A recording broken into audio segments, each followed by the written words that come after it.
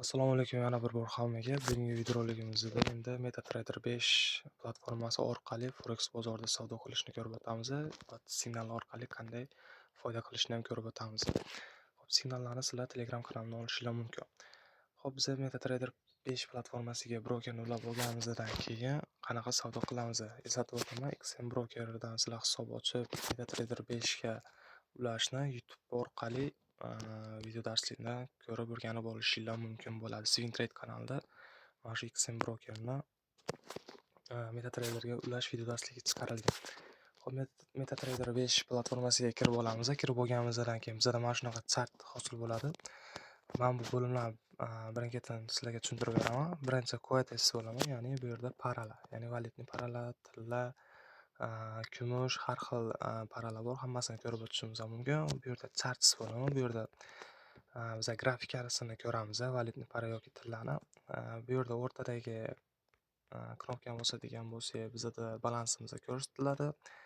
Mana bu history bo'limida esa ochiq pozitsiyalar yoki ochilgan pozitsiyalar hammasi ko'rib borishimiz mumkin va bugünniki, o'tgan hafta, o'tgan oy, bundan oldingi 3 oy va sanani tanlab turib ham ko'rishimiz mumkin.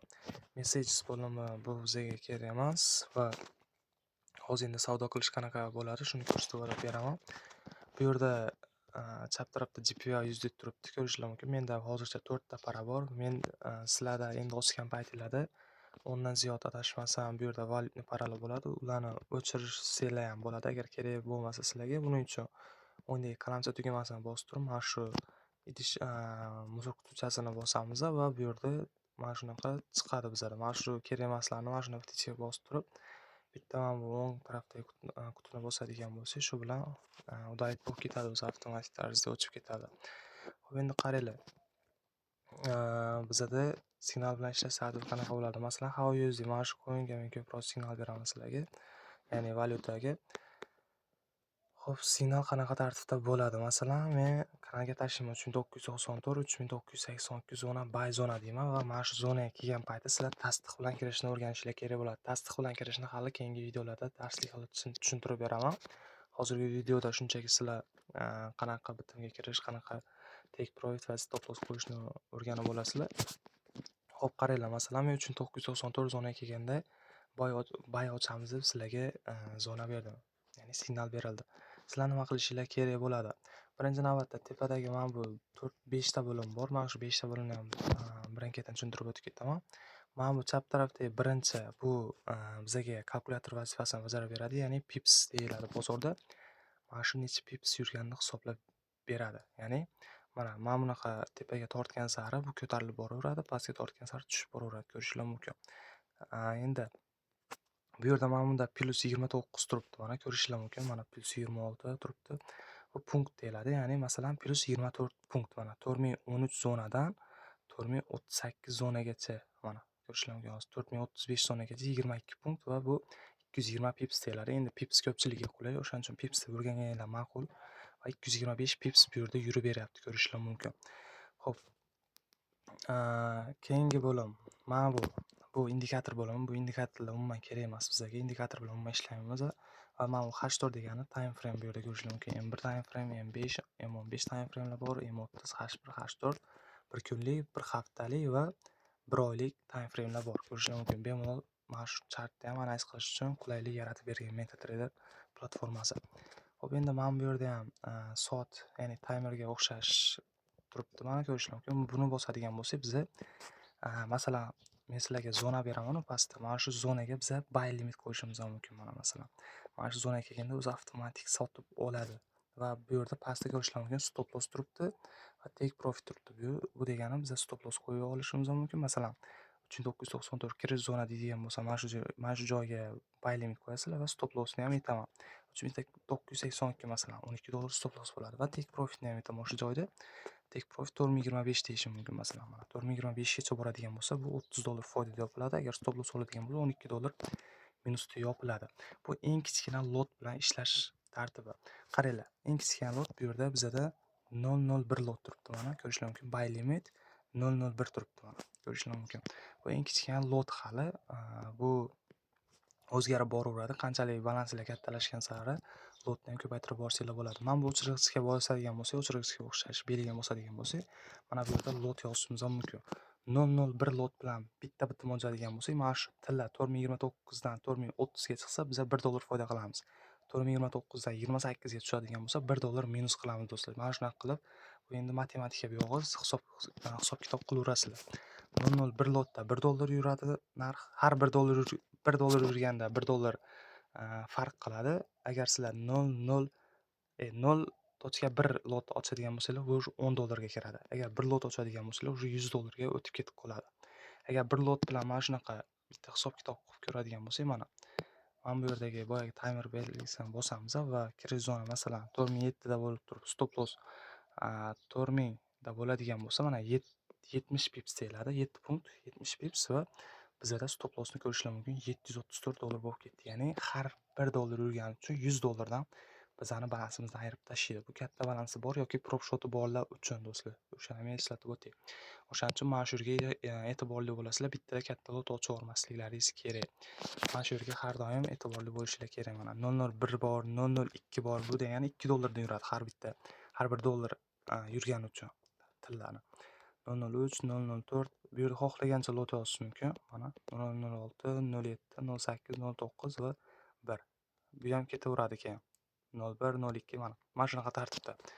Buni oddiy usuli mana shu yerga lot yozasizlar. Masalan, necha lot bilan kirmoqchisizlar? Masalan, 005 lot bilan kirmoqchisizlar va bitta o'chirgichni qayta bosasizlar va mana bu kalkulyatorga yana bitta bosib turib, buy limitni qo'yadigan joyimizni va stop lossni aytgan joyga qo'yadigan bo'lsanglar, mana masalan 4006 da ochib turib, mana 4000 ga qo'yadigan bo'lsak, 005 lot bilan $6 bu yerda farq va 6 ni 5 ga ko'paytiradigan bo'lsanglar, $30 dan mana sal ziyodroq stop loss bo'lyapti. Take profitimiz ham mana teparoqda bo'ladigan bo'lsa, masalan 4025 ga chiqib beradigan bo'lsa, 4006 dan $92 foyda bo'ladi. Mana ko'rishinglar mumkin. Mana shunaqa tartibda lotni hisoblab boraversanglar bo'ladi. Endi men sizlarga mana shunaqa zonaga kelgan payti boya aytgandek tasdiq kutamiz dedim va tasdiq bergan payti hozir kiramiz deb qolishi mumkin. O'shanaqa paytda nima qilamiz? O'shanaqa paytda mana bu o'chirgichni bosib turib, mana 005 mi masalan 001 lotdan hozir kiramiz deydigan bo'lsam, bitta buyni bosasizlar va sizlarda avtomatik tarzda mana bitimga kiradi va bu yerga kiradigan bo'lsak, mana уже bizada bitim turibdi mana. Hozir $0.78 minusda mana ketaveradi o'zi ko'rib turganlaringizdek. Mana shunaqa tartibda biz hozir kiramiz degan paytda kirib olishinglar mumkin bo'ladi. Lotni albatta mana bu yerga qarab yozib kirishinglar kerak bo'ladi. Qancha dollar risk qilmoqchilar? Masalan, mana shu joyda kiramiz dedim. Stop lossni mana shu yerga, ya'ni 4021 ga qo'yamiz dedim. Va stop loss bizda ko'rishinglar mumkin $9 bo'lyapti. Va agar sizlar $9 ga rozi bo'lsanglar 001 lot bilan kirasizlar. Agar yo $20 risk qilmoqchiman deydigan bo'lsa, 9 ni 2 ga ko'paytirasizlar, o'sha 18. Bu degani 001 ni ham 2 ga ko'paytirasizlar. Уже 002 lot bilan sizlar kirasizlar va $20 ga yaqin stop loss bo'ladi bu yerda. Take profitni ham aytaman. Take profit masalan 4048 da deyman. 4048 ga keladigan bo'lsa, уже sizlar $18 bilan foyda qilasizlar ko'rib turganlaringizdek. Bu bizga kalkulyator vazifasini bajarib beradi. Va buni hozir yopaman men, chunki hali buy zonalarimiz pastda. Hop, endi qaranglar, Telegram kanaliga signal berdim. Ya'ni GPY USD #4 kirishdi. Mana 32757 to'g'rimi? Mana shu yerga kiramiz. Mana bu yerdan hozir GPY USD ni tanlab olishimiz kerak. Agar sizlar GPY USD bo'lmaydigan bo'lsa, plyusni bosib turib GPY USD deb yozib turib, mana GPY ni tanlab olishlar mumkin. Mana shu yerdan. Sizlarda mana bu yerda avtomatik o'zi chiqadi. Chiqqandan keyin 32757 zona to'g'rimi? Pastroq tushamiz. Mana 32750 yo'q, 759 mana masalan. Mana shu yerda kiramiz dedim va stop lossni masalan 32500 ga qo'yamiz dedim. Va bizda ko'rishlar mumkin 005 lot bilan ochganda $12.80 уже zarar turibdi. Bu yerda boyagidek, tilladagidek $1, $2 minusga yurganda emas, mana shunaqa o'zini nimasi bor, minus plyusi bor. Endi valyutning paralleli shunaqa. Sal mana bu kalkulyator sizlarga juda ham asqotadi bunaqa paytda mana. Buy limit qo'yasizlar, stop lossni aytgan joyimga qo'yasizlar va bemalol hisoblab olishinglar mumkin bo'ladi. Lot necha lot bilan kirish kerak, qanaqa foyda bilan chiqasizlar, take profitga borib bersa, xuddi shunaqa qilib ishlab borishinglar bo'ladi. Bu yerda ham oddiy mana bu o'chirgichni bosib turib lotni o'zgartirishimiz ham mumkin. Mana 02 ga masalan va mana buni bosadigan bo'lsak, o'sha 02 ga o'zgardi bizda. Stop loss aytilgan joyga, take profit aytilgan joyga qo'yasizlar va foyda zararlarni ko'rib borishinglar mumkin bo'ladi.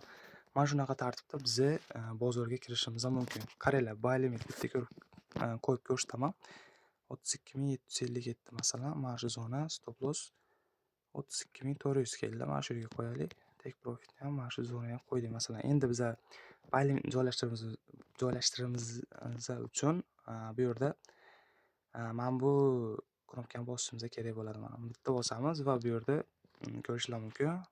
Pastda $70 stop loss, take profit $182. Agar sizlar yo men $150 risk qilmoqchiman deydigan bo'lsanglar, masalan, mana shu yerda 0.2 turibdi mana. Mana bu yerda stop loss to'g'rimi $70. 150 ni 70 ga bo'ladigan bo'lsak, 2 dan to'g'ri keladi, 2 nechadir bo'ladi. Demak, 0.2 ni biz 2 ga ko'paytirishimiz kerak. Bu degani 0.4 bo'ladi va okni bitta bosadigan bo'lsak, mana ko'rishlar mumkin, o'sha avtomatik mana bu yer o'zgaradi. 140 ga va bu yerda take profit ham o'zgaradi. Va biz place buy limit ga bitta bosamiz. Va bosganimizdan keyin mana bizda avtomatik buy limit qo'yildi, ko'rishlar mumkin. Va bu yerda bosib turib stop lossni yoki take profitni o'zgartirishimiz mumkin, lekin men buni o'zgartirib bilmaymiz, ya'ni buy limitni. Buni agar kerak emas, yo'q o'chiraman deydigan bo'lsanglar, mana ustiga bitta bosasizlar va delete turibdi. Mana bitta bosib, okni bosib o'chirib yuborishinglar mumkin bo'ladi. Xo'p, mana sizlarga hozir MetaTrader platformasi orqali ishlashni o'rgatdim. Agar sizlarga ham mana shunaqa ishlash qiziq bo'lsa va strategiyalar kerak bo'ladigan bo'lsa, YouTube kanaliga obuna bo'lib qo'yinglar. Telegram kanalida har kunlik signallar berib boriladi va bugungi videoroligimiz shulardan iborat edi. Hammaga rahmat, sog' bo'linglar.